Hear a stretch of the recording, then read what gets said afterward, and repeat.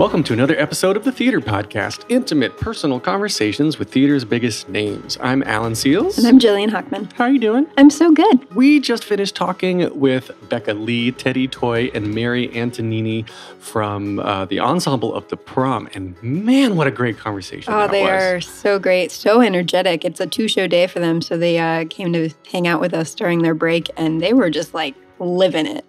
They're so wonderful, and we got into this in the podcast. They're on stage. They play like best buddies.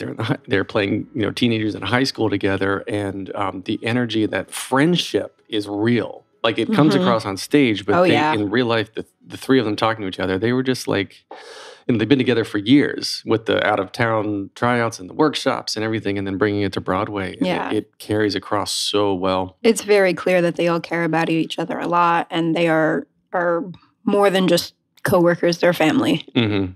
Something that Teddy told me actually is really resonating. That he was told in Atlanta, and then they've heard it a couple more times now. The kids are choosing to spend their actual prom nights with them instead of going to prom at their schools, because the story gives them a better sense of family and a better sense of belonging, and that was so touching, and it added on to something that Mary had said as well. Like it's the gay couple in the third row that's sitting there crying and holding hands because they're finally seeing their story brought to life and the struggle that they go through. And the realization to Mary specifically that now younger kids and people going through this probably don't have to struggle as much as they did. That's the hope. Yeah, this story is one that this wouldn't have been possible even to just get this show on a stage 20 years ago. Probably not. So seeing this come to life for every age now is a huge deal, and only more and more important now. Yeah, I agree. So this is a non-standard episode in that it is 3 people, but my gosh, it's a good one. Please, everybody, enjoy this episode with Becca Lee, Toye, and Mary Antonini. Here you go. 1, 2, 3.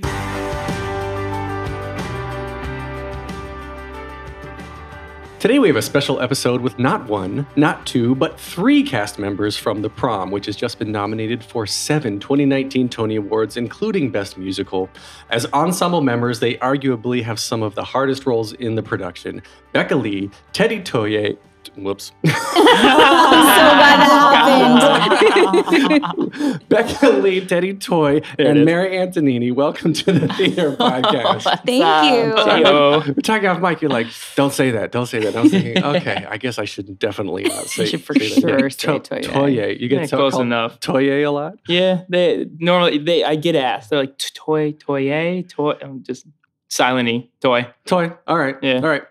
So standard on the podcast, we get into your humble beginnings of what made you who you are and how you got to where you are now. So let's just start. Becca, tell me where you were as a kid. Where did you grow up? How did you get into theater? So funny enough, I'm from Indiana. The Prom takes place in Indiana. I was a cheerleader my whole life. I played cheerleader in the Prom. So, I, from as early as I can remember, always wanted to move to New York and be on Broadway. My mom loved theater. We listened to cast albums all the time.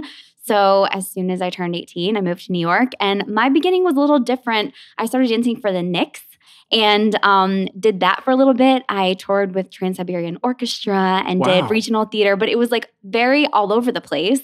The goal was always Broadway, and for some reason I was like, oh, if I dance for the Knicks, I will definitely do Broadway next. I had no idea. I just thought like dancing in New York would lead to the next thing and the next thing. It took several years, but finally, I'm here, and that's the quick little roundabout version. Well, how many years? So it was several years of dancing for the Knicks, or did you dance for the Knicks for a few years and then go on to something else? Yeah, I danced for the Knicks for a couple years, realized I can't really do that and regional theater, so I started doing regional theater shortly after that, all over the place. And then booked the Prom Lab in 2015, and that led me to Broadway now, thankfully, which is amazing to have been on this journey for so long.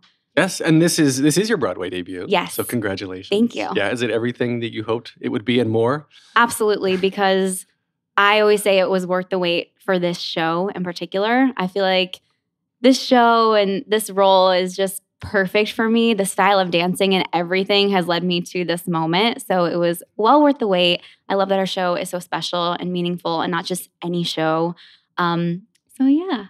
Yeah, we'll get into the dancing. We'll get into Okay. all that character stuff. It's so fun to watch all of you dance on stage because the choreography is so energetic. Casey has outdone himself. Casey Nicholaw in this one. I love it. But okay, Mary, your turn. Tell me about your beginnings. Yeah, mine is also very different. I'm Canadian. So that's not usually the Broadway isn't usually on our radar. We look at Stratford Festival and the Shaw Festival as being really high up in our country as far as music theater go. So I went to school in Toronto and I worked at Stratford and I was doing Jesus Christ Superstar at Stratford and they brought it to Broadway. So that's how I ended up in New York the first time in 2012. And then when we closed, we were all sent back to Canada. So I worked on my green card for several years. Once I got my green card, I moved back, and the Prom was the first show I did with my green card in 2015. No kidding. Oh, so you booked the workshop. Yeah. We actually, all three of us were part Yeah. of the very first time they added dance. So, so that's how I got sort of back. Oh, that's so much fun. So were you here the first time with Jesus Christ Superstar? I guess it was just like a temporary work visa? Yeah, that's called a P2 visa, which is performance specific. So it meant I could only do Jesus Christ Superstar. So once that closed, I had no other options. So you couldn't even audition? Absolutely not. Wow. No, I fought for the right to be on the same playing field in an ECC. Wow. Well, we are so glad you're here. Me too. And okay, so Teddy. Mm-hmm. Yes, tell me about where you came from. I grew up in Spring Hill, Florida, which is like 45 minutes north of Tampa. So I started singing. My dad's a musician, so I've like always been around music kind of my entire life. There it goes. Sorry. So he exposed me to music and stuff very young. Like he had me on stage singing when I was like 2 years old. There's like photos of me with him, like he's jamming out and I'm on stage with a mic singing. And they kind of put me into shows when I was in kindergarten. I did my first show. They brought me to the local high school to do Wizard of Oz, me and my sister, and we auditioned and we both booked the Munchkin kids, and I was like the lollipop boy, and doing all that. So they exposed me to it like very young. And then I kind of jumped around a lot with what I was doing. Like I would get bored with things. And so all of a sudden I was doing like Taekwondo and then like baseball, like throughout my entire life. And, but then theater kept kind of pulling me back in. So like in middle school, high school, there was a local professional dinner theater that I auditioned for in maybe middle school. And me and my sister both started booking gigs there. We did like Music Man, Joseph, all those things. And they would bring in, there was like 4 or 5 equity contracts. So we'd be working with these legit like New York actors would come in and we'd be like the little kids and my mom was the backstage mom and would help out and stuff. And I'd get pulled out of school on Wednesdays to go do the matinees, which I always thought was the coolest thing in the world. Of course, yeah. Like I'd have all my homework and people be like, where are you going? I'm like, gotta go do my show, you know. And I got my like $100 stipend for like 6 weeks of work. And I thought I had all the money in the world when I was a kid. And so that was like my intro to doing that was always, I think started through my dad really. And then I moved up here. I came right out of high school and I went to AMDA up here and ended up leaving AMDA my last semester. I booked a TheaterWorks tour. I left and did that, traveled for 6 months with that as playing a hip hop dancing guinea pig. So humble beginnings, you know? And so I did that for 6 months, came back, and then I booked High School Musical. I left out on the road with that for a little bit. And then I somehow years later I booked Lysistrata Jones off Broadway. And so that was my first like kind of big thing. I was working with Dan Connectus, Doug Carter Bean and Lewis. And that ended up going surprisingly well off Broadway. We got like crazy reviews and stuff. We transferred to Broadway so quick. And then that was very short-lived. Mm-hmm. And right after that, I ended up jumping into Bring It On tour. I toured with Bring It On for a little bit and then got kept as a swing for the Broadway production. And then, I've been with Prom since the first lab in 2015. That's crazy. Yeah, that's crazy. Mary, I was reading that you played Anita in 2 regional productions of West Side Story. Yeah. And I mean, going back to something, Becca, that you had said at the beginning, is the dancing in the Prom is so much fun. There's so much of it, and the 3 of you, I mean, the whole ensemble in general, but the 3 of you specifically stand out from when I see the show. I still remember the 3 of you. Like the dancing is, you've got like if you could have, do you watch Doctor Who?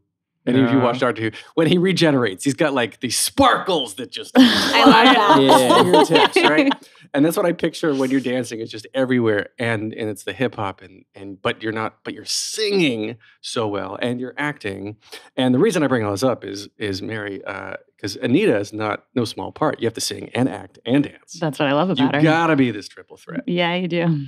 And was that sort of a justification for you, like a stamp on the resume, like, yep, I can do this? Absolutely, for sure. I've done West Side Story 3 times. And the first time I did it, I was Rosalia.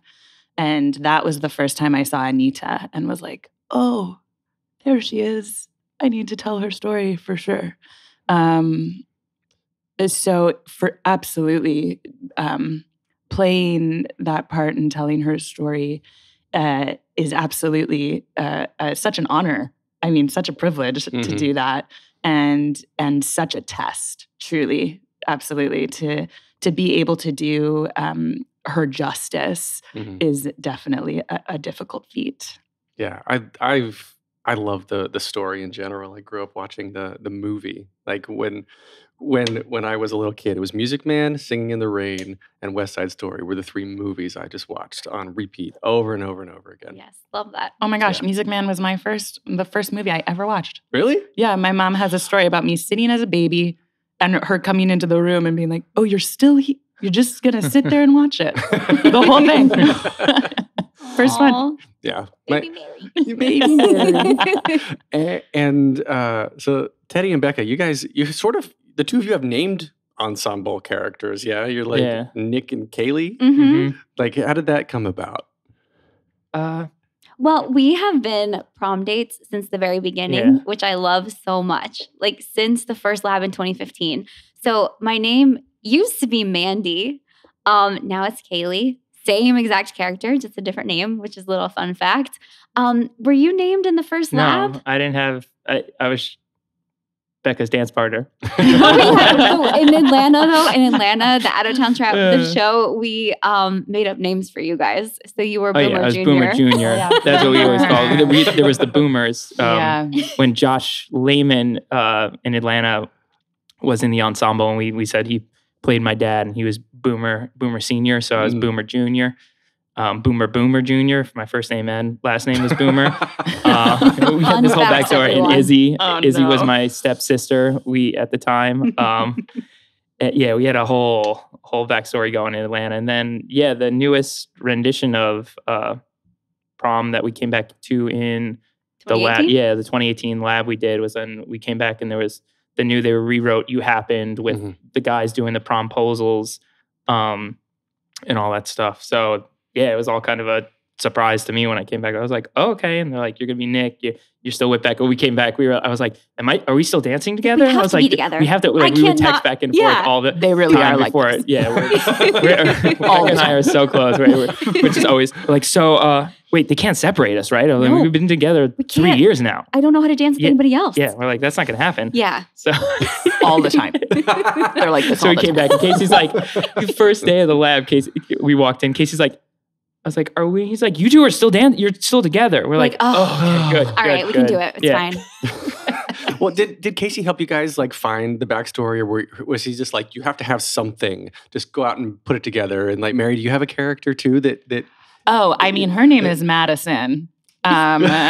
So yeah. Yes. She's actually, it's funny, she is the only person in the show who physically like hits Emma. She's the only one. I physically push her. And nobody else in the show, everyone is very verbally not very kind to her. Yeah. But I am a bully. She's not nice. But that's just for me. That's just for me to get through my show and tell my story the best way I know how. But it's not official in any way.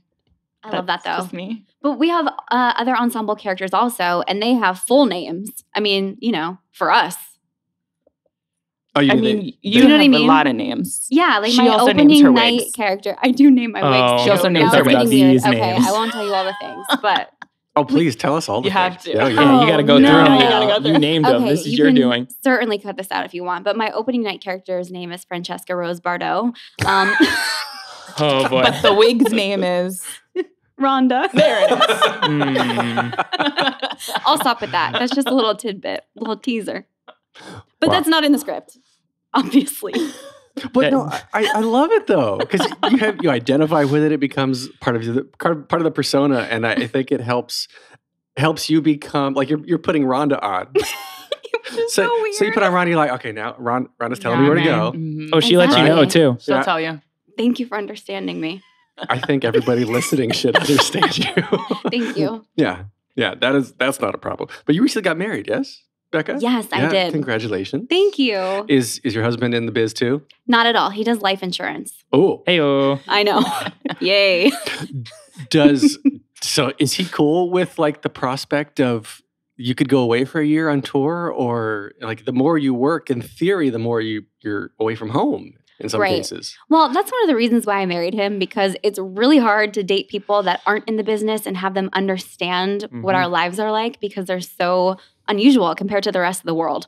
Not the world, but the quote unquote normal. Mhm. I don't know. I'm not saying this Yeah. correctly, but you know what I mean. Yeah, Yeah. Mongols. So he's always been so supportive. When we first started dating, I booked a tour immediately, and he would come visit me all the time. And he wants me to do what makes me happy, Oh, which is really sweet. Yeah, that's supportive. yeah.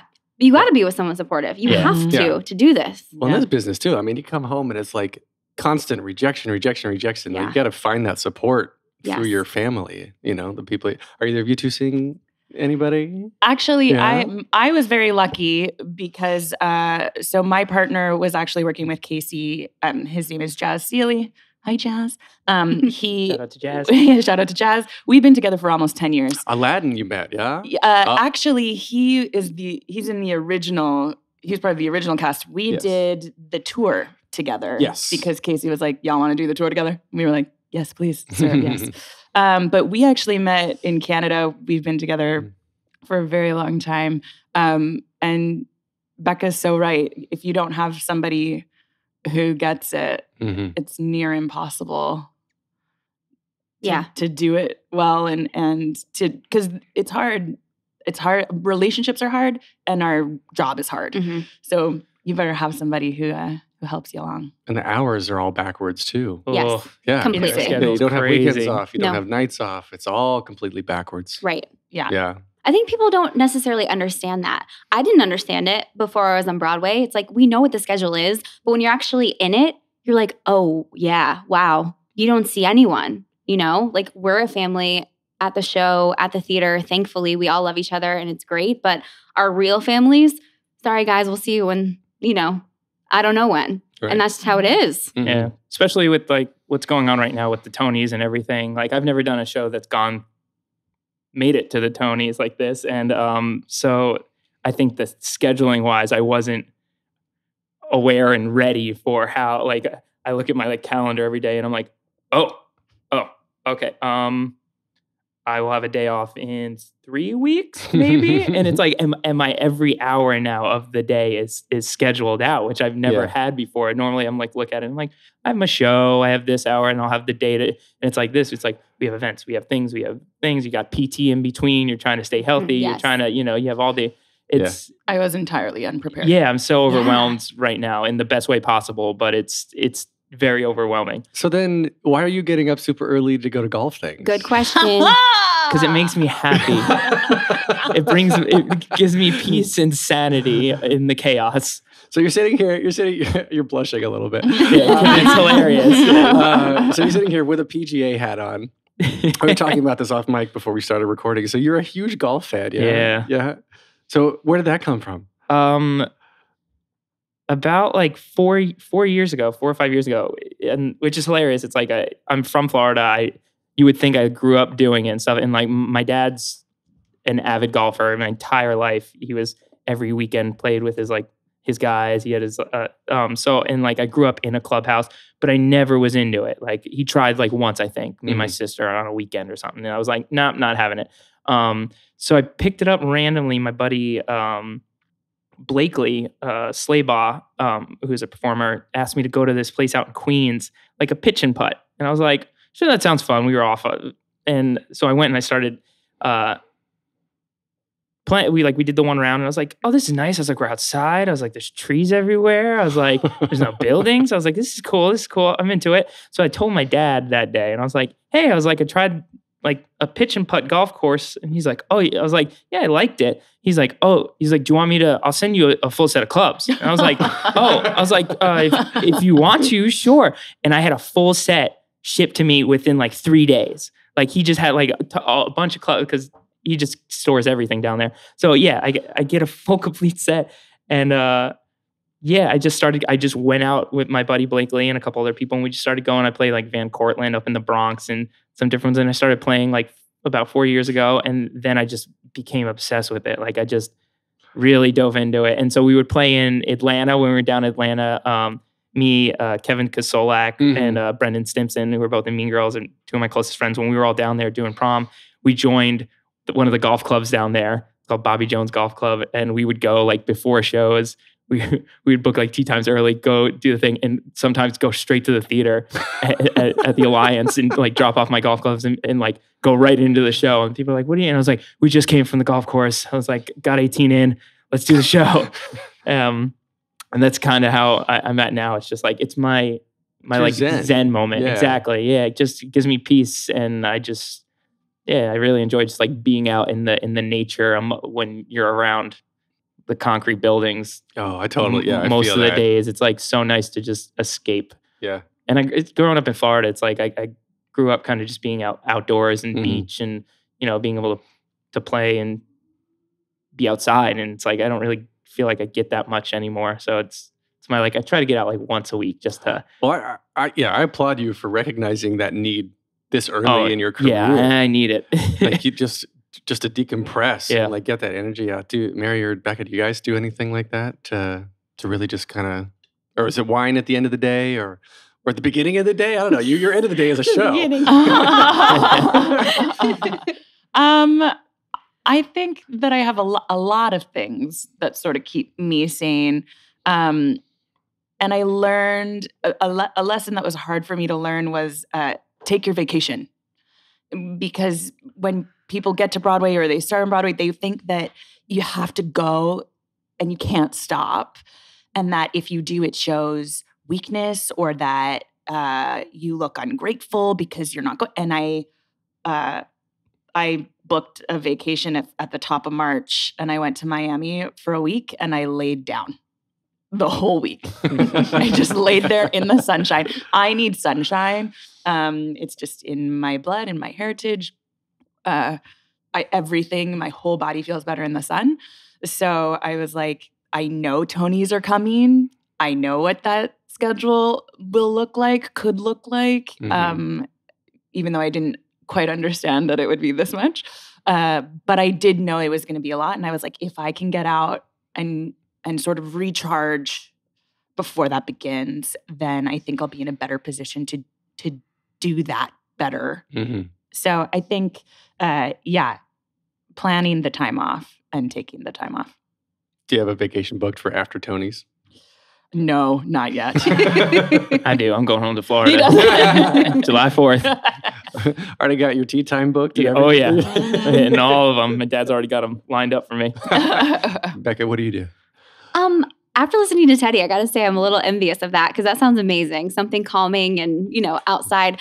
I feel like even though golf, I mean, that is strenuous in some way, but I can do absolutely no more physical activity because normally my Zen kind of thing would be working out. I like going for a jog or working out in the morning, but I just absolutely cannot when I'm going to go do the show at night because I have to give my all to the show. And if I went for a run, it wouldn't be my best. So for me, it's really small things. I have a commute. I live in New Jersey. So every morning I have to take at least 20 minutes just to get myself in the right mindset. It's just really simple. I mean, just like writing down things I'm grateful for, paying attention to my breath, and just making sure I'm in the right mindset to get through the day. Because I feel like my schedule is just going home, sleeping, waking up, getting on the train, coming back. And that's kind of it for now. Mm-hmm. Yeah. But also, this isn't forever. It's our schedule right now. So it's okay. But just, I find the little moments here and there. That's important to me. It's very, very mindful, very meditative. I have Yeah. to. Yeah. Absolutely. It's got 3 completely different ways, but like it all accomplishes the same thing. The 3 of you, the way you look at each other, the way you talk to each other, you're very good friends. I can tell you're very good friends. You feel like family. Yeah. Yes, absolutely. Is that, I mean, like it carries through on stage, but is that like, that's how it is off stage too? Do you guys still hang out outside of the theater and all that? Yeah. I mean, Yeah. we're at the theater a lot. So we actually don't have that much time outside of the theater right now. But yeah, we love each other and it makes our job so much easier. I'm so thankful for that. I mean, I threw Becca's bridal shower. Yeah. Oh, wow. And I mean, Teddy and I got close right away. Yeah. We were friends. I mean, she took me in for Immediately. Christmas this year. He was in my, that's right. Yeah, spent Christmas with Mary. Yeah. So I think we're very close. Yeah. That's great. And it comes across, I think, like the script, the script is very heartwarming. You're laughing and you're crying and in order to take the audience on the journey with you, you have to be there yourself, right? And that opens you up to a level of vulnerability that, no offense to your husband, selling life insurance isn't quite going to get you. No, absolutely. I agree with you. It's so true. And people always say Casey knows how to bring good people together. Mm-hmm. This show, I mean, it doesn't get any better. No, These people it really doesn't. are the best. Mm-hmm. I can't imagine it being any other way. We're so lucky. Yeah. Thanks, Casey. Yeah, he's notorious for that. Actually, he's notorious for hiring good people. People who are good in the room, have a good time, know how to work hard, good to each other. I think that's really important to him. And I think that comes through in his shows. I think his shows show that. Yeah. Mm-hmm. Yeah. It's got 4 shows concurrently running on Broadway. That's ridiculous. And that's not the first time Yeah. he's had 4 shows on Broadway at the same time. Well, speaking of good people, Beth, Brooks, Chris, Angie, Josh, you have got some of the best, The best The people. best. And then Caitlin and Izzy too. I mean, to add that, but like Beth, Brooks, Chris, Angie, they're like comedy legends in the Broadway world. What's it like working with them? I mean, for me, I always simplify it down to like, I've never been in a room where I have seen numbers at this point done, because we've been with it for 4 years. I've seen these numbers done thousands of times, like Brooke do his solo, Beth do her solo. And I've never once got tired of just sitting there and watching them through every version and them coming up with new things and their processes of stuff to the performances every night. I never get tired of just seeing what they do and what they like bring to it every night. And I feel like that's a true like testament to their craft and what they've done as performers to like, because I've never had that with somebody where I've been so captivated always and been like really legitimately want to watch them every night to be like, what's he gonna bring today? What's Brooks gonna do out there? What that like Beth's perform like her doing Ladies Improving. You're just like you never get tired of it. And I feel like a lot of the times I get bored with things, and I'd be like, okay, I'm just gonna go hang in my dressing room, kind of. Whereas like this, their energy and just everything about it, it's contagious. Yeah. Yeah, they're incredible. And do you learn from them? Do they tell you like back in my day kind of stories? I mean, they are masterful. It is like, and the 3 of us are so lucky because we've seen them change it from the beginning. We've watched them how to handle new pages every day, how to handle how a story changes, how to handle, oh, we're going to change this character so it's a bit more like this. How do you play that? And watching them do that. I mean, really, it is, if you're paying attention, it's a masterclass. It's a once in a lifetime opportunity to be with them in that room. And then separately, like, there are these incredible performers, and then they're amazing humans. Yeah. And you're like, how dare you have the audacity to be that cool? How dare you be that good and that cool? And I think sometimes ensemble members, if you subscribe to this idea of a hierarchy, people sometimes don't get treated properly. And that's just never, ever happened with this group of people. It's amazing because they see the artistry around them in everyone. And I think that makes the show better, but I think it makes the company happier. And I think it makes the work better. And it shows them, I mean, it really shows them off as like killer human beings. Like, they're just so cool. Yeah, I think that we have such a good connection with them too. Cause like, even when we were down in Atlanta, we had this thing we called the lanai. It was like the front area of the hotel that we were out. And like every night we'd get done with the show or rehearsal and stuff. And like Angie or Beth and Brooks, they'd be like, see you on the lanai. And it was like one of those things that we'd all come down there after the show or rehearsal and meet up and just hang with them for a couple hours. And we would all just talk and chat and like just get to know them as people. And they would tell us stories of things. And it was like one of the first times I got to see the difference between like all three of them, of how they work with stuff like Brooks, Beth, and Sieber. Because I remember I came down one afternoon and Sieber had a whole new set of script new pages, pages, yeah, pages and stuff. And Sieber's like, all right, he had like one drink or something like that. He's like, I got to go upstairs and memorize these for tomorrow. And Brooks was like, I'm not doing that. He's Absolutely like, it's going to not. change tomorrow. He's like, why? He's I'm like, not why even are you? looking at it. Yeah, Yeah. he's like, why are you going to bother? And Sieber's like, well, I can't get it in my feet unless I have. And Brooks is like, absolutely not. You know, and Beth's like, well, and she's like, it's and just Angie so funny. would pour you a drink. Yeah, and when Angie you get would be down there, like, Angie pour you a drink. Yep. And so it's just so funny to see the differences with all of them of how they work with each of like, and to see their brilliance and the spectrums of how they get it accomplished. Because I feel like I would be like Sieber, where I'm like, I have to know what I'm saying and to be able to like get up there and do something, and to watch Brooks to be like, it's gonna change. I'm not. I'll have the pages in my hand. We'll figure it out. It'll change. And but of course, he's just so with everything. Yeah, it just Doesn't comes matter. to him. Like it's fun like watching them all do their thing. Does your choreography, did that evolve? Did that change over time? Like you come in and say, all right, here you're doing a fan kick, and then tomorrow it's 3 pirouettes. Or, you know, like do you have trouble, the three of you have the trouble keeping the changes straight in your head? A lot of it's been pretty much the same since the beginning. From the dance perspective? Yeah. Tonight Belongs to You has not changed one step, right? Since the first. Only teeny tiny things. Okay. Like it's like from a point to a punch. Yeah. Yes, you're right. Those things are hard. Yes. When you're trying to small clean details. it and you're like the tiniest details. That is hard. Yeah, you're right. Most of the choreography has stayed very similar though. Love Thy Neighbor used to be probably at least a minute longer or even longer than that. I'd say because we cut we cut 3 minutes off that, I think. Yeah, and I think so often backstage, thank you, Lord, for cutting that I can feel my because quads and I my don't know if I would my make hamstrings it. still Yeah, we now. used to kick our face and Yes. do a layout. Oh, I don't know. Yeah. There was a layout. Yeah. That's not in there anymore. Well, No. Casey's very good at giving choreography that looks very challenging. I mean, it is very challenging, but I think that he knows can be sustained 8 shows a week. No. I would say, I mean, when we were coming into this, it was more like, get ready, kids. Like, you got, like, start training hard. Like, that's from the last labs and stuff we were doing. It was like, I kept having to one-up myself with the choreo to sustain it, to be able to sing it, to be able to jump around, because it's more like a high-intensity interval training class. Yes. You go from 0 to 100.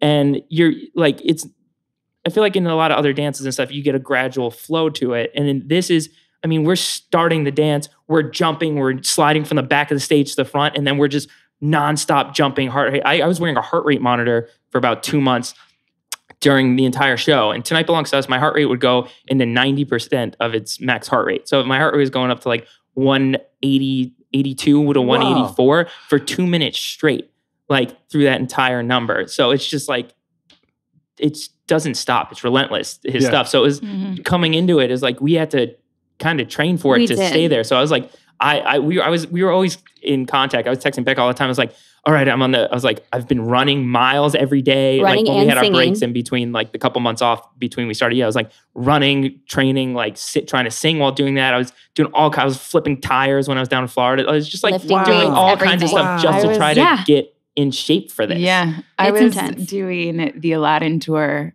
when they did the last lab. So I didn't do it. And they had me come in and do 3 days of boot camp before we started rehearsal for like Jasmine is the not Broadway. Not a, And I was Jasmine's friend being like, hey girl, what's up?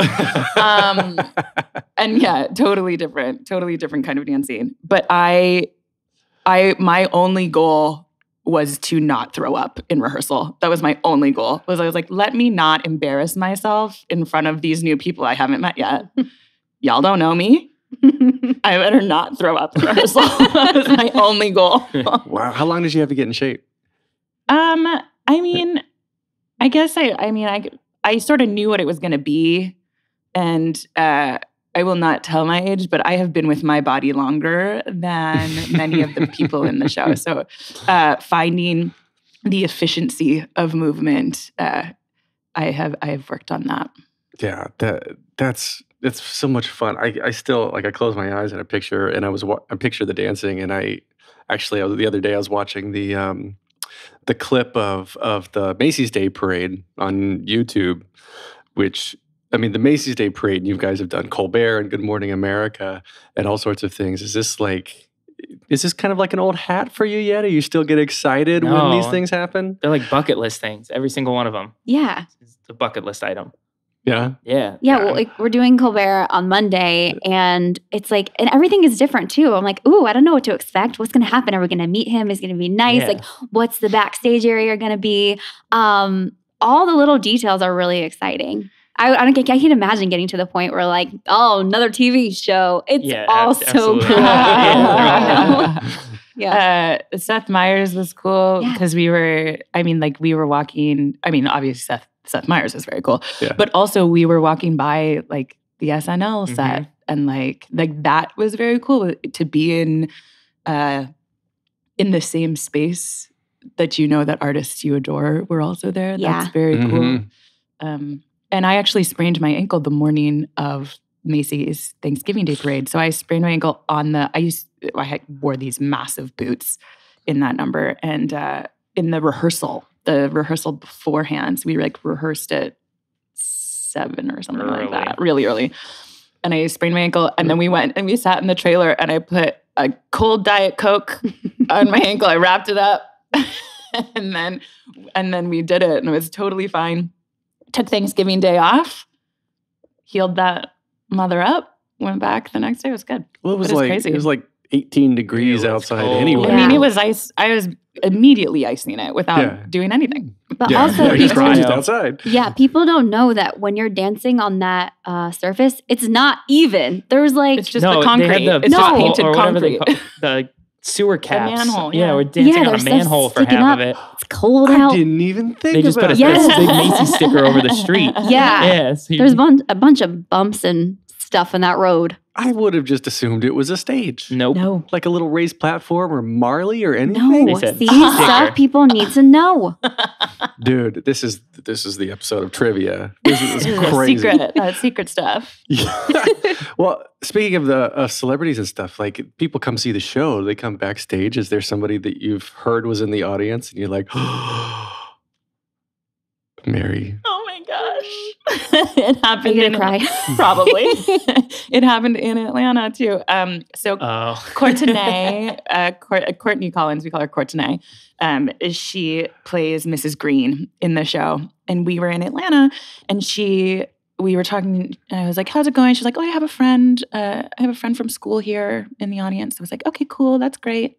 And I leave the dressing room at the end of the show, and Laura Linney is standing there, and I lost my mind. And I am pretty like I'm don't really lose my mind. Like I was on The View for JCS, so like I met Whoopi, and like Aladdin was in LA, so tons of people were there, like Jennifer Garner, but they were always there. Laura Linney, I don't know why it's her, but like, I mean, I do know why, because she's amazing. Yeah. But I burst into tears. Courtney's friend from college was Laura Linney from Juilliard. Yeah. How very dare you? How very dare you? So a couple of months ago, she was like, "Hey, Mary, Laura's here, and I just wanted to let you know." And I was like, "Yeah, that's cool. That's cool. I'm fine. That's totally great." So this time I did get a photo, and now my life is complete. It's great. Oh. What about Becca, Teddy? I don't know. Glenn Close was pretty cool. Yeah. I'm not gonna lie. She came with the Ryan Murphy night, and we had like a party thing after, and Andrew Reynolds, I was talking to him, and I guess he sat with her, Glenn Close, that night. So I was talking to Andrew, and he's like, "Hold on," and he's like, "Glenn," and she's like, "Oh my God, you're the kid with the hat." She's like, "I loved you," and so I stood there it was me, Andrew Reynolds, and Angie, and talked for like 40 minutes, and I was like, "What is this?" I like got at the end of the night, I was like, "That was the weirdest. Like, I didn't know this night was going to turn like that." I was like. Now you're besties. Talking to you and Glenn. Glenn Close. You and Glenn. For 40 minutes. Yeah. Fast. The guy in the hat. Guy in the Look at hat. you. She knew me. Nailed That was that. cool. That's fun. Do your parents understand the gravitas of all of this? Like, I try to explain what I do, like even the podcasting in general to my parents. And they're like, "Oh yeah, honey, that's nice." But you know, when I was a wee performer, I would do, you know, like the parent says that everything the kid does is wonderful, but do they get it now? Like, you guys, you're on Broadway, you're meeting Glenn Close and you're meeting Laura Linney, and this is amazing things for you. Do they understand all this? Do they understand how big this is?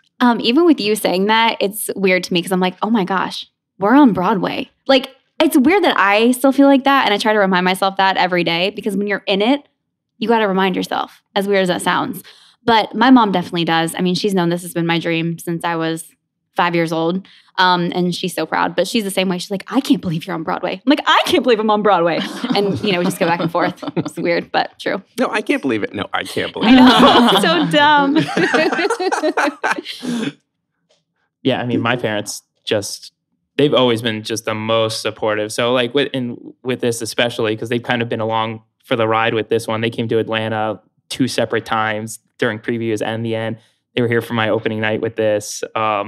And just, they're kind of my support system for my own mental, like, self too, because they constantly checking in to just my mom's every day, like sending me text, even in between shows. Like today, she already texted me a couple times, being like, "Hey, how are you? Are you holding up? Are you things good?" She's wonderful. His mom is awesome. They came to They're so sweet. They were here for opening, like I said, but then we had the Macy's performance rehearsal, and they came outside, and my dad's like waiting outside in the cold and just so excited, like to be standing there, like watching everything happen. Like he gets the most excited, where I'm like, most of the time, I'm just like super chill. I'm like, "Yeah, we're doing this thing, we're doing that," and they're like the most excited people in the world about everything I got. And they're like yelling at me. They're like, get excited about it." And I'm like, "I am excited." I'm like, "This is my excited level. Like, this is where I'm at. This is like, you should know me. This is." But yeah, they're great. They're really great. That's fun. My mom takes it off of me usually. So depending on where I'm at, she's like, "Are you excited about this?" Okay, great. So now we're doing that. Right. So she usually takes it off of me. And I think Broadway is incredible. But I think the work you do is the work you do, regardless of the stage door you walk in. So for my mom, I think she's always just been like, wherever you are and whatever art you are doing, if you're doing the dream, it actually doesn't make a difference where. So if I'm on stage, she's there. Oh, that's beautiful. Yeah, that is like the perfect mom that just supports you no matter what, because as long as you're happy, she's happy. In regards to audience feedback and like stage door experiences, I know that through stories with other people in the prom, they're getting a lot of very personal things being told to them at the stage door. Does anything stand out for any of the three of you? I mean, the story itself is very heartwarming and very touching, and it's there's a lot of representation on a Broadway stage that wasn't there previously. Yeah, That's right. I would say the thing that stands out to me the most out of the entire prom experience actually hasn't been in New York. It was in Atlanta. We got done with one of the shows, and we came out, and in the lobby there'd be the kids hanging out. And I remember one night specifically, there was like a handful of girls and a couple guys, and we were saying hi to them, and then they're like, tonight's our prom night, and we were like, oh, that's cool. Did you like come after? And they're like, no, they're like, we felt more supported and more like welcome here than we do at our own school, so we wanted to spend our prom with you guys. Like, this is our prom. And that was like the first time that I was like, ooh, I was like, this is heavy. This is heavy for me. This is that like, no. And that's kind of like the biggest, I think, from an audience perspective that I've seen and interacted and have told me personally how it's like affecting them without like getting deep into detail about their lives and stories, but like just that general, like, we feel more at home with you guys. Mm-hmm. Like, this is our prom, this is our home. And yeah, to like have that for them was something super special, I felt. Yeah, that's beautiful. Yeah. Either two of you? I've gotten several letters, and people tell me really detailed things about their lives, kids. Some of it is similar to what happens in our show. Maybe they were scared to come out to their family or friends. And I mean, they make me cry, the things that people say, because it's like this show, and they haven't even seen it, some of them. It's just they've heard the cast album or they see clips when we performed on television or whatever. And our show has given them the strength and the courage to finally come out to their parents or tell their friends, and they thank us for that. And I'm like, we're just lucky to be along for this ride and have the opportunity to tell the story. I get that stuff all the time. People at stage door say the same thing. Messages through Instagram. It's crazy, the amount of people that we're touching. And I mean, how lucky are we? I think that's the most important thing. Like, what could be better than that? Yeah. It will make me cry if I keep talking about it. It's like, it's crazy. Yeah. Mary, do you have anything? Yeah. I mean, often at the stage door, I've heard several times, this is my prom. I didn't get to go to prom. I went to prom with you today. Like, we get that a lot. Wow. One that gets me all the time is, we all play kids on stage. So the teenagers, it makes sense to me when the teenagers are moved. I love that. It's when I see somebody who's lived their whole life and seen how hard it was for them, when they see that there's a show about this now and they start crying, that gets me every time. Like, anytime there's like an older gay couple in like the third row crying or like holding hands, these people who have fought their whole lives to be loved and be seen as equals, I can't even imagine what it looks like to see something made for you and to know that people coming up behind you may not have to struggle in that same way. That one, they always get me. The older people. Yeah. Oh, I love that. I love that so much. So we'll wrap up here on the podcast. And there's always 3 standard questions that I ask everyone to wrap up. And each of you will get to answer this. Let's start with Teddy. Very simply, what motivates you? Ooh. What motivates me? I think for me, it's my family and the people who like have always supported me the most. Like this is like, I love doing this, and I love seeing them enjoy seeing me do what I love. You know what I mean? So it's like that. I feel like that's always been the motivating factor in my career, is like, I love this, and to see them so supportive and happy of me doing it and like doing the thing, like actually doing it, is what keeps me going. Cool. Mary? It's a hard question. I think it's like the tiny voice, the tiny voice inside of you, or inside of me rather. I think it can be really easy to get caught up in ego and the bright lights and and the excitement of it. But when I really think about what lights me up and what starts the fire, it's a tiny voice, that the instinct to tell someone's story that needs to be told. I love that. Yes. Becca? I would say when I wake up in the morning, my goal is always to try to make someone else's day better in some kind of way.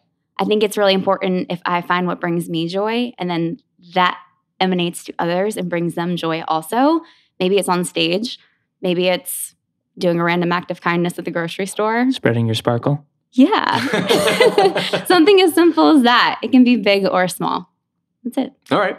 Next question, and we'll start with Mary on this one. What advice would you give to your younger self and younger people now listening, starting out down a similar path? I think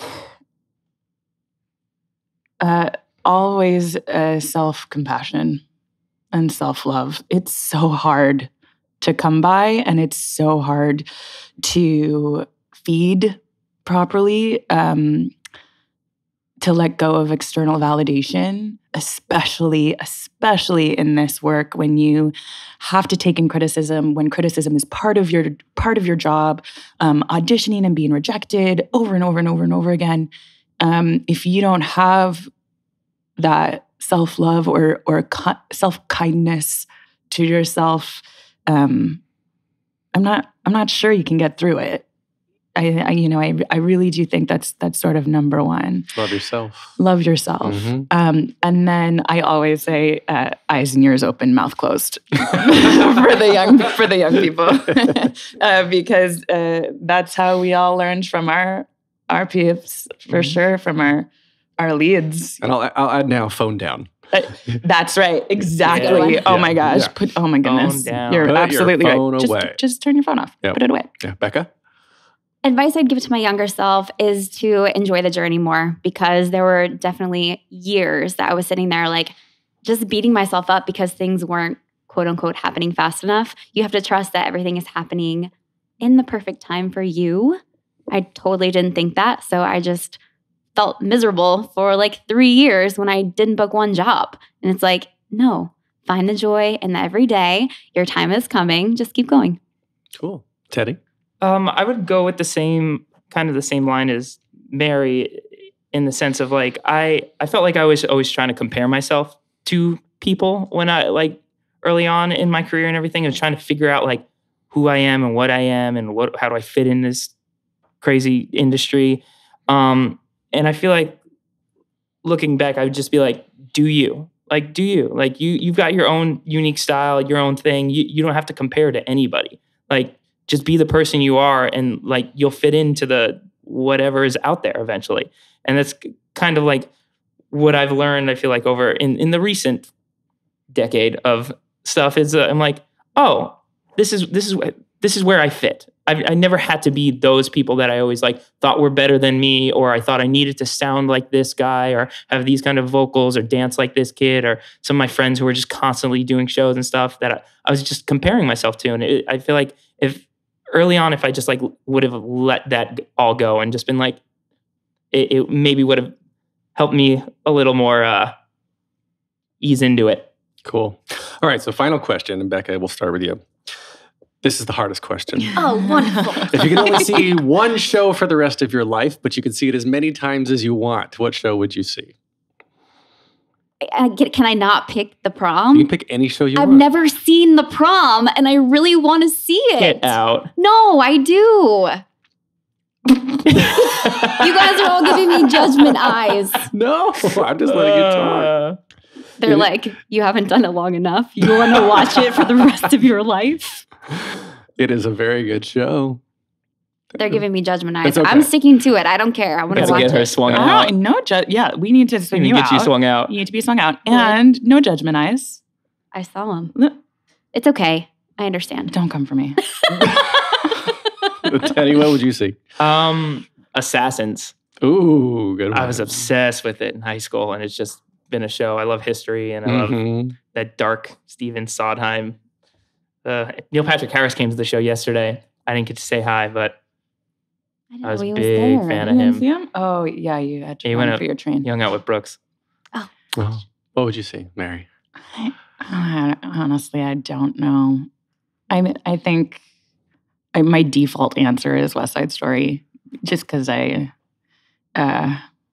history is so deep. But I'm sure there are a million. Yeah, well, there's no wrong answer. Well, thank you. So, Mary, we'll still start with you. Where can we find you online? I am not online a lot, as Becca knows. We share a dressing room, so she actually fills me in every day. I come in, I'm like, what happened in the world today? And then she shows me. But on Instagram, I am at Mary Emily 18.